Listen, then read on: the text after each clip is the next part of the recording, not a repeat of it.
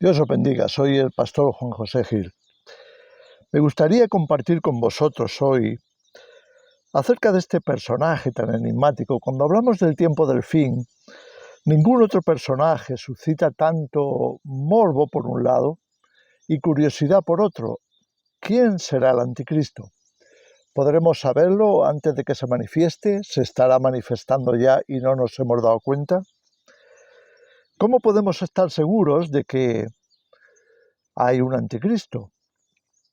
¿O es una persona? ¿Es una institución? ¿Es un sistema?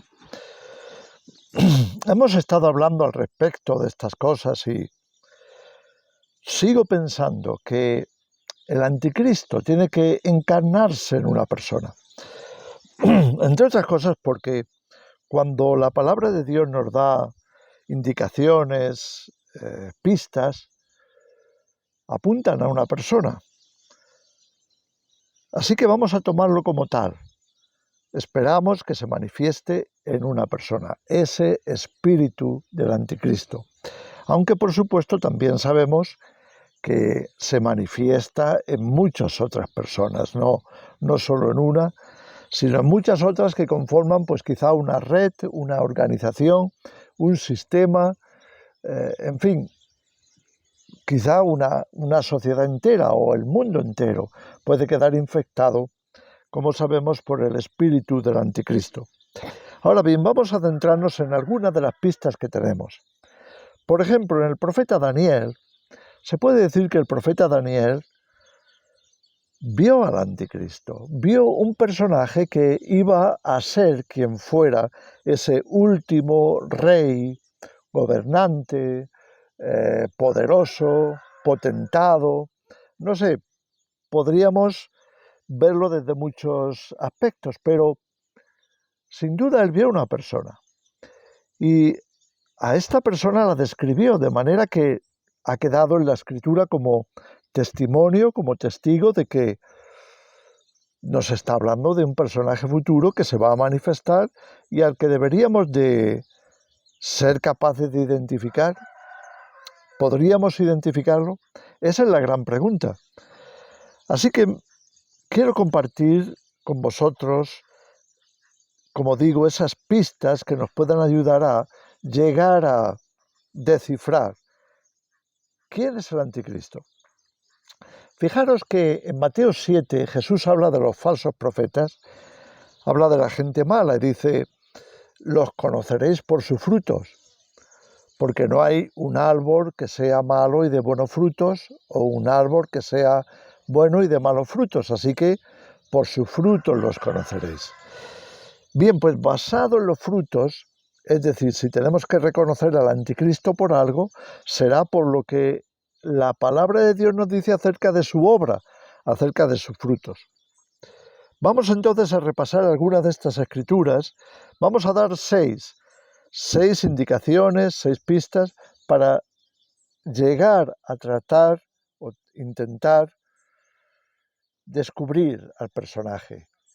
¿Quién es, será o esté siendo el anticristo? Comenzamos con Daniel 8, versículo 23. Dice que al final de los reinados de estos, ha descrito a varios reyes de la historia hasta llegar al tiempo final.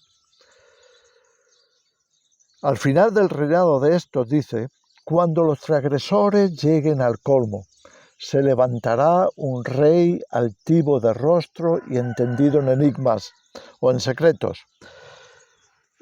Esa indicación del que se va a levantar con rostro altivo, entendido en cosas secretas, nos está hablando sin duda de el personaje final que aparece como gobernante o poderoso que va a estar al control.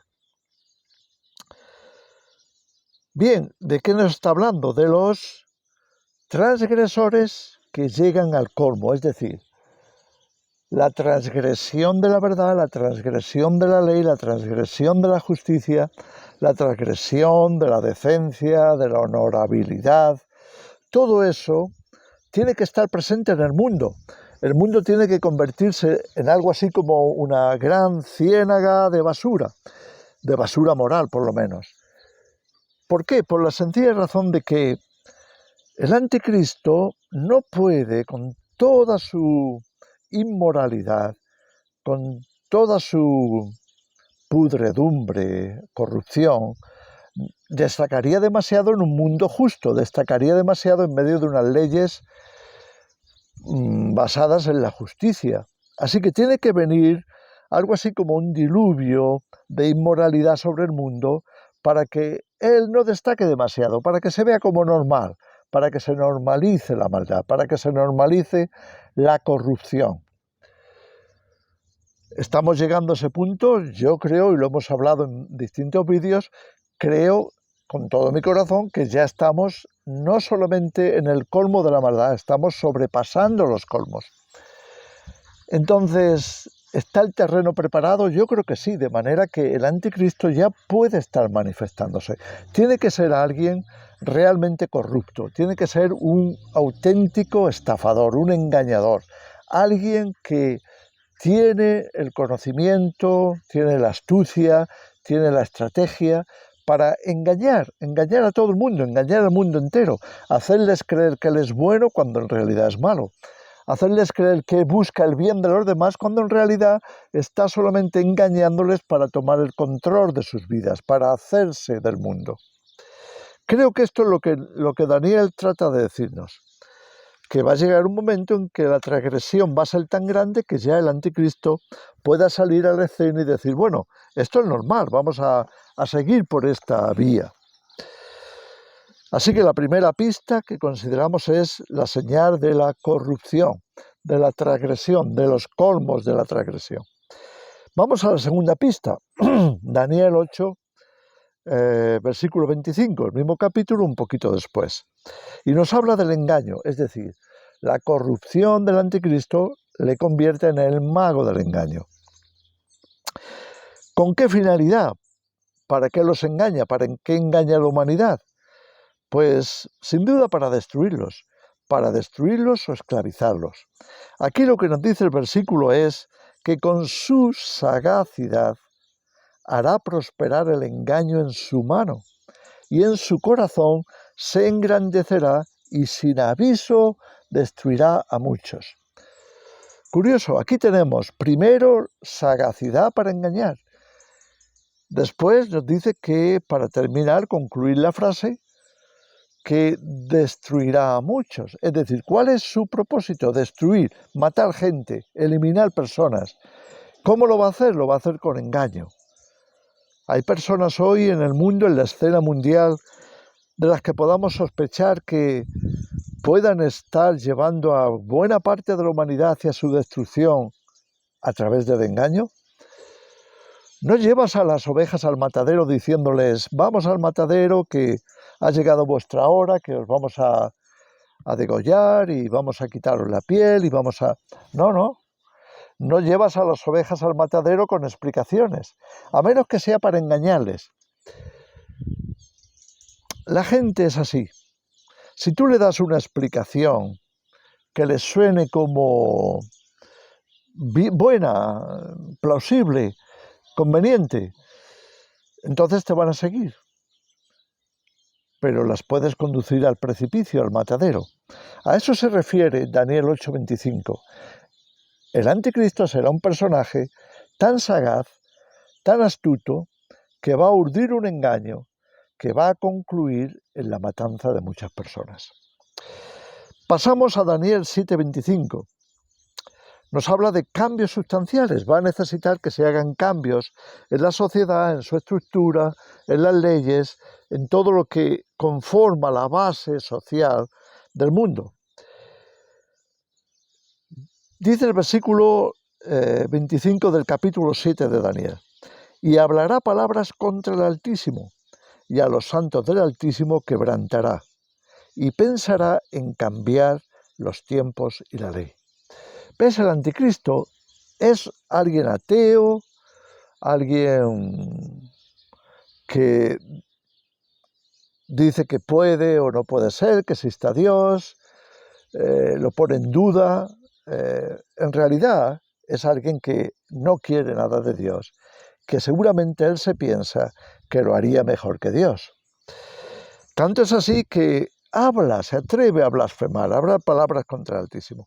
No significa que diga palabrotas o que insulte, no, pero que desde los medios de los que dispone, él sencillamente vaya por delante, haga las cosas que tiene que hacer pasando de toda moral, toda ley, toda cosa que pueda sonarnos bíblicamente moral, evangélico, según la palabra de Dios, en una moral cristiana, en una moral judeocristiana.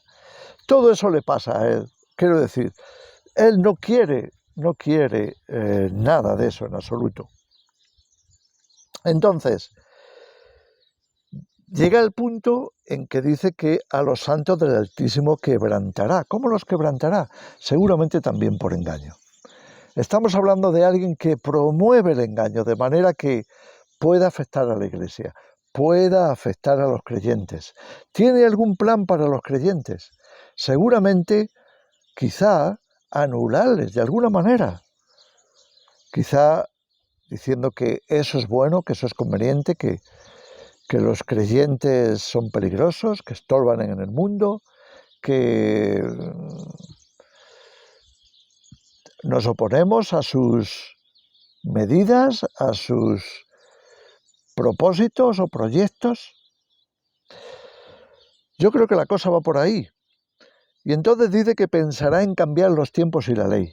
Cambiar los tiempos, cambiar las costumbres, cambiar quizás hasta el clima. Claro, cuando hablamos de tiempos estamos hablando de la cronología, pero quién sabe, quizás se refiera también a cómo funciona toda la dinámica en la Tierra. Y la ley, por supuesto. ¿Conocemos a alguien así? Vayamos sumando.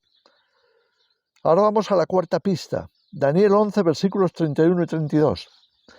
Un versículo que indirectamente citó Jesús hablando de las inmediaciones de su venida, de cómo estaría la sociedad.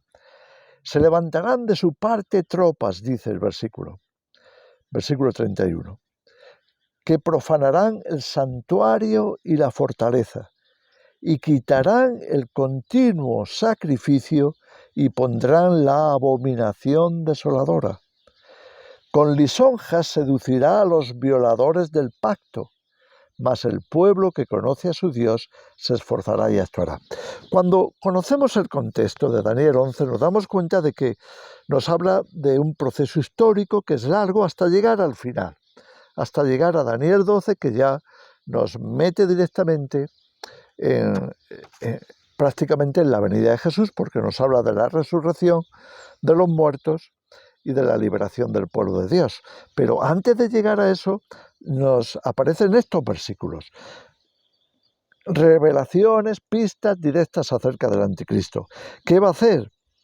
Va a tener mucha gente que se va a poner de su parte para profanar el santuario y la fortaleza. Mira, cuando estamos hablando en términos históricos, las cosas que pasaban en la antigüedad, cuando se atacaba una ciudad, cuando se invadía y se tomaba el control, pues aquí veríamos de una forma muy clara cómo la fortaleza, el santuario, y esto pasó en Jerusalén en distintas ocasiones, pues eran invadidos, eran tomados, puestos bajo el control del nuevo gobernante o del nuevo imperio. Bueno, pues esto es lo que va a hacer el anticristo, pero estamos hablando de fortalezas como las antiguas, con sus torres, sus almenas, etc. ¿O estamos hablando de algo más? Porque cuando nos habla de santuario, nos habla del templo, ¿se está refiriendo a un templo físico o es el templo espiritual y la fortaleza es el ser humano que es capaz de, con su fuerza, resistir, cambiar la historia, cambiar vidas, transformar la naturaleza? ¿Y si nos estuviera hablando de la resistencia natural, de la inmunidad natural? ¿Y si nos estuviera hablando de la Iglesia como cuerpo de Cristo, como templo de Dios, porque estamos en la época del Nuevo Testamento. Y en esta época, el templo realmente para Dios somos nosotros, los creyentes. Entonces, ¿será que el anticristo va a contar con un montón de gente que se va a poner de su parte como un ejército para atentar contra la vida del ser humano? Porque ya hemos visto que con engaño destruirá a muchos. ¿No será que nos esté hablando Daniel 11:31 del tema?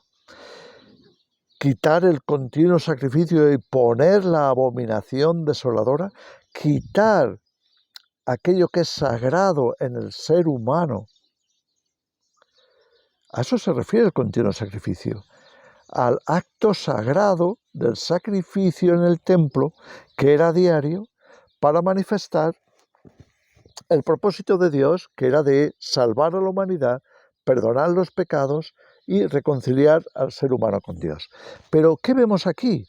¿No será que el anticristo va a procurar por todos los medios de deshacerse del ser humano, especialmente de aquellos que son creyentes? ¿Cómo? Con engaño. ¿Y qué más? Pues posiblemente yendo a destruir su naturaleza, a destruir, hablamos de transhumanismo, hablamos de debilitamiento de la naturaleza humana por medio de cambios genéticos, podemos hablar de muchas cosas, pero ¿será que el anticristo va a utilizar todo eso para deshacerse de la resistencia que pudiera encontrar en los creyentes, por ejemplo? ¿Por qué va a quebrantar a los santos del Altísimo? Sino porque ve que hay un potencial de resistencia tremendo en la Iglesia. Y entonces él puede planificar, voy a destruirles, ¿cómo? Y aquí nos dice, quitando el continuo sacrificio y poniendo la abominación desoladora.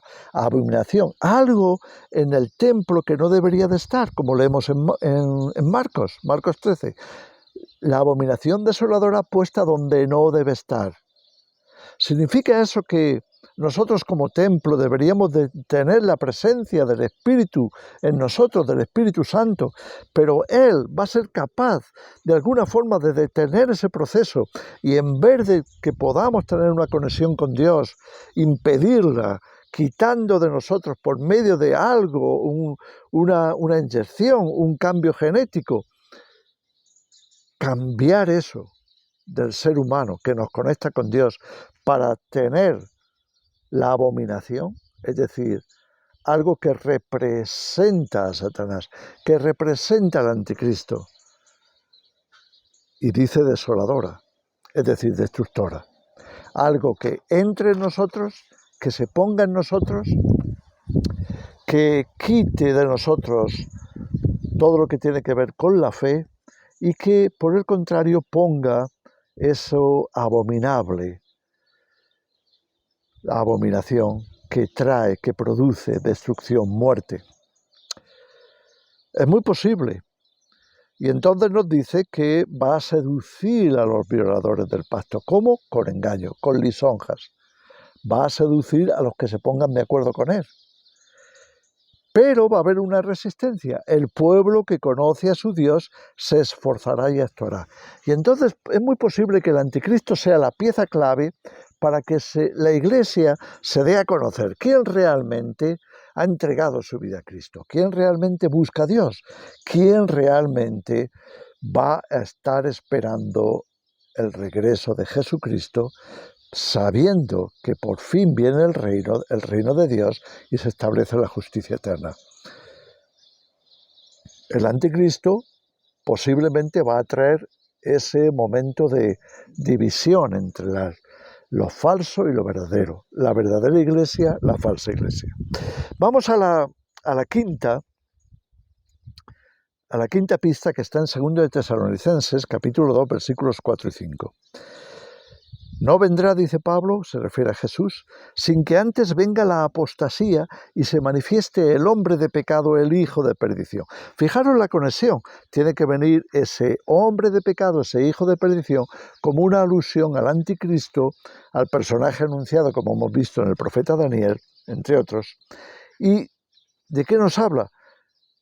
Que primero para que venga Jesús tiene que aparecer la apostasía y el anticristo.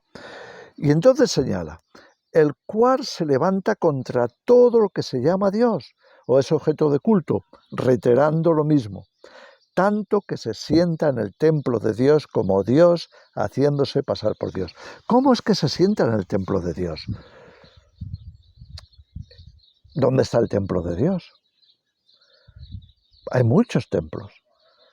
¿Está hablando de un templo físico o está hablando del templo espiritual de Dios? Es decir, de la iglesia. ¿No será que el anticristo es ese personaje que de forma destructiva va a entrar también en el corazón de los creyentes, en el cuerpo de los creyentes, en la vida de los creyentes, en el cuerpo de Cristo, en el templo del Espíritu? Va a entrar para hacer esto que dice aquí, sentarse, asentarse dentro, poner su imagen dentro, poner su propósito, su proyecto de destrucción dentro de los creyentes. Lo hemos señalado y podríamos seguir hablando de esto, pero para no reiterarlo tanto, tendrá que ser una cosa con la otra, la abominación desoladora y sentarse en el templo de Dios. Es muy posible. Y además puede ser hecho quizá con la misma mecánica, con el mismo proyecto o la misma estrategia. Todo junto. Abominación desoladora, la imagen de la bestia puesta en el ser humano. Vamos a la sexta pista, que está en Apocalipsis 13, versículos 16 al 18. Sí, estos versículos que son quizá los más enigmáticos. Y hacía que a todos, pequeños y grandes, ricos y pobres, libres y esclavos, se les pusiese una marca en la mano derecha o en la frente, y que ninguno pudiese comprar ni vender, sino el que tuviese la marca o el nombre de la bestia o el número de su nombre. Aquí hay sabiduría. El que tiene entendimiento cuente el número de la bestia, pues el número de hombre, y su número es 666. Bien, esto es lo que históricamente se ha relacionado con la presencia del anticristo. ¿Estará todo unido? ¿Estará todo junto, que es la abominación desoladora, sentarse en el templo, destruir al pueblo de Dios, y el 666, la marca de la bestia? ¿Va todo unido? ¿Existe algún mecanismo que pudiera hacer que todo eso, por engaño, se instalara, quizá de una forma progresiva, en el ser humano, de manera que el resultante fuera eso?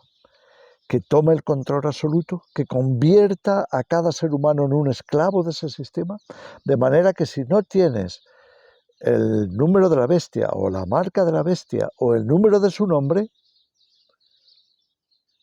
no puedes vivir en este mundo.